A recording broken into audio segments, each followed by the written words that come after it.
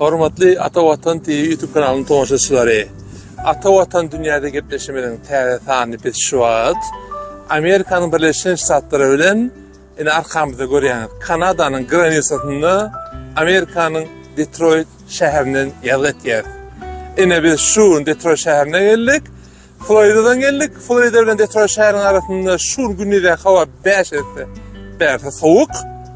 Aňyrda okeana ýürüp ýatdyk. Bäde bolsa ne kurtköyden gelmeli bolduk. Biz size gepleşmenin täze ýadyk eder. Nähip bolsa ýakynda Ata Watan TV YouTube kanalyna we Ata Watan TV YouTube kanalyndaky ähli videolary YouTube'a girmeden tomaş etmek mümkin berýän Ata Watan TV nohot saytyna ýerleşdirer. Ona näme? Kanalymyza agda bolma dowam edin we gepleşiklerimizin täze size getirmemize garaşarsyňyz diýip umyt etýän.